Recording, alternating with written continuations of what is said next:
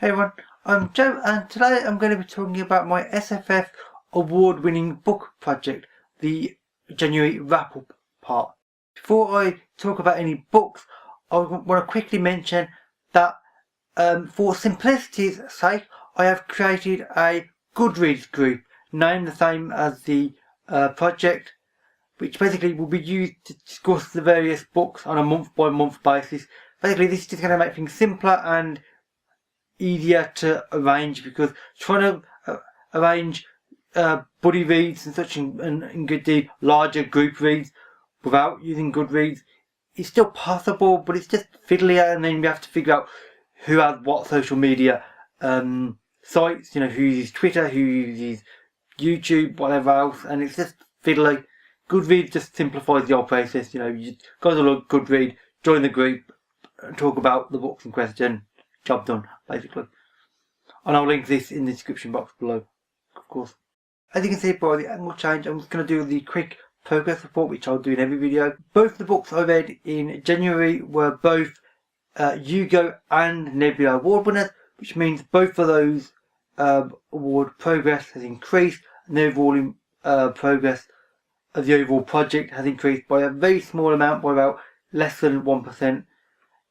It will take some time to get going. I actually expect that due to the Goodreads group now, and the fact that I'm slightly more organised about it, this project isn't going to go quite as ultra fast as I expected, which is perfectly fine, because frankly I like the idea of doing buddy reads and making it a bit more social. So if it's slower, then that's absolutely fine. I don't mind the slightest. So the first book that I read was Paladin of Souls by Lois McMaster Bujold. This won the Hugo and Nebula Awards in 2004. This is part of a fantasy trilogy called the Curse of Chalian trilogy, although it is now part of a greater world called the World of the Five Gods due to several novellas, which I've also read. The first book is called, unsurprisingly, The Curse of Chalian. The second book is indeed Paladin of Souls, which won the award. And the third book is called The Hallowed Hunt. All three books are equally brilliant. I really enjoyed this whole trilogy, and Paladin of Souls had some particularly interesting elements in it, which I'll get to in a moment. So first of all, the plot. The main character is called Ista. She is a female member of the royal family. Due to a curse on her bloodline, she was considered mad, and she was sort of very much looked after and kept isolated in one of the royal castles. However, due to previous events, the curse on her bloodline is no longer there, and she is now able to think in the right frame of mind, and her stigma of being mad is slowly fading, although it is still there, and frankly it's going to be quite hard for her to get rid of it. So she wants to get away from the castle because she's been cooped up there for so long, so she uses the idea of going on a pilgrimage to the various shrines of the five gods which are in this world as a reason to get away from the castle and just explore and just, get some air, essentially, and just have time away to think about things. So along with a small group of people, only a few actually, she starts travelling across country. She ends up getting in a situation where she's attacked by a group of bandits, let's say, and she is rescued by a nobleman from the local stronghold. This nobleman is very important to the plot. She goes to his stronghold where she meets his fairly new young wife. And various events start happening. Weird things happen. Some of them are unexplained. Ista doesn't quite understand what's going on, but she knows something peculiar is, because as well as this previous curse, she's also got sort of like a god sight type thing with her, which gives her certain abilities or ideas. And I don't want to say too much more because it will give away the plot, but it's a really interesting plot and it's really, really fun overall. Overall, I loved this book. It was extremely well written, the plot was interesting, the characters were fantastic. The main character, Ista, was great. She's a slightly older woman in her late 30s, which is unusual for some fantasy, because generally fantasy books are often in the sort of 20s, so she's slightly older, and indeed several of the other characters are slightly older to match. And just the overall feel of the book is just really nice. The book is overall cheerful. Even the darker moments, which there are quite a few of, are not horribly dark, though. They are appropriate for the plot and the characters. But the overall feel of the book is well paced, and it's just really nice to read. It's a really fun experience to read this book, and indeed the whole trilogy. And just, I would highly recommend you read The Curse of Chalian first, then this one, and then the third. You could read this book on its own without reading The Curse of Chalian, but I would really suggest against that. You really want to read them in order. I mean, that's what I did, and I loved it because of it. It just made a certain sense, and just everything fitted together well, and the ideas, which aren't too heavily related, do slightly link up from book to book, very slightly, and just provide a slightly greater narrative, which I really appreciate. And I can well understand why this won the 2 awards it did, because frankly it is absolutely fantastic. This is one of the best fantasy books I've read in quite some time, which frankly is an achievement by itself. The second book that I read, part of my project, was The Gods Themselves by Isaac Asimov. And yeah, this is another one of the Yellow Spy Masterwork, which, as you may know, I really like. This won both the Hugo and Nebula Award in 1973. It's a science fiction book, unsurprisingly, you can tell from the cover and the fact it's part of the SF Masterworks. And the overall plot of it is relatively simple, I suppose you could say. It starts in the year 2100 with the invention of what is called the electron pump. This is an apparently limitless and completely clean power supply, which is what obviously humankind could make incredible use out of. It works by essentially exchanging matter and energy between parallel universes, but there needs to be another electron pump in this same parallel universe. This one particular guy has discovered that there is one, and this electron pump, and indeed the one in the parallel universe, start to work, and they start to exchange matter in a manner that basically is beneficial to both universes, apparently.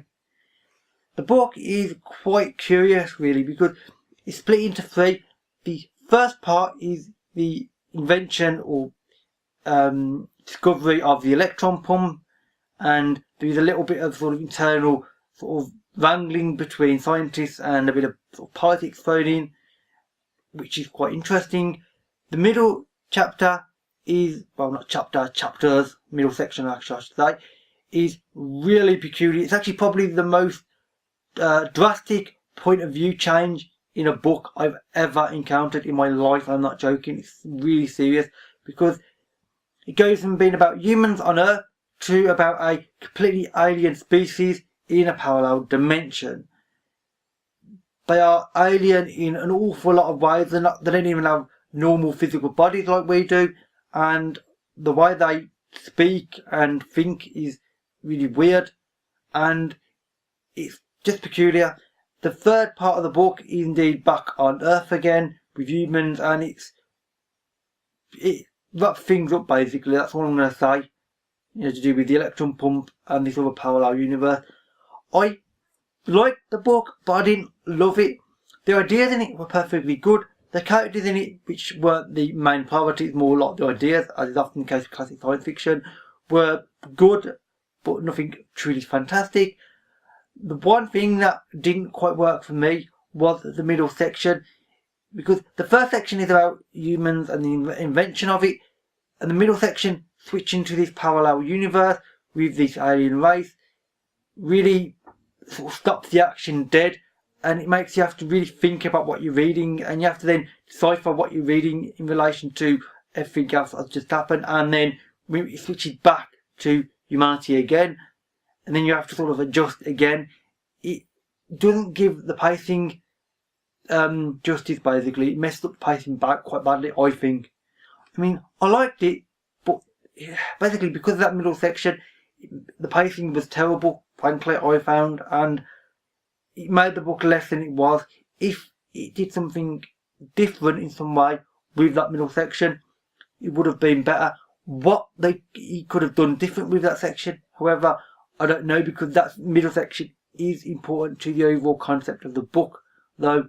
So, frankly, it would have been a completely different book without that middle section, or if it'd been something different. So, I mean, I liked it, and I'm glad I read it, and I can understand why it won an award, but I didn't love it overall, sadly. So that's it for the books I've read in January. Now I'll quickly just tell you about the 2 books that I'm going to be buddy reading, which will be on the Goodreads group, which will be in the link description box below. I'm going to be reading in March. And the first is The Child Garden by Jeff Ryman. This won the Arthur C. Clarke Award in 1990, and I'll just quickly read the back of the book. London's semi-tropical climate means that it is now surrounded by paddy fields. Londoners, like plants, feed off the sun. The young, raised in child gardens, in style, are educated by viruses. Information, culture, law and politics are biological functions. This sounds a really weird idea. The consensus oversees the country, treating non-conformism. But Melina is different. She is resistant to the viruses, and she is capable of changing the world. This sounds really weird, frankly, and as you know, I quite like books with weird ideas, so that's why I'm reading it, and obviously it's a award-winning book. So I'm quite happy to get to this one, and yes, it's a masterwork. The second book that I am reading will be China Mountain Zhang. This won the James Tiptree Jr. Award in 1992. And I'll read the back of this one. After the Second Great Depression and the American Liberation War, the US has been left as a satellite state of China. In this strict world of communist orthodoxy, young New York construction engineer Zhang Zongshan must find his way in a world that disapproves of both his cultural heritage and his sexual identity. Not everyone can change the world. Sometimes the ultimate challenge is to find a way to live in it. Now, obviously this deals with the greater concepts of sort of gender identity in a world that doesn't quite accept it, which frankly is not unusual to the world as it is now. But it also deals with quite sort of a personal level challenges of just one guy trying to just survive in a world that he doesn't quite fit into. And I've heard good things about this, and it does sound quite interesting.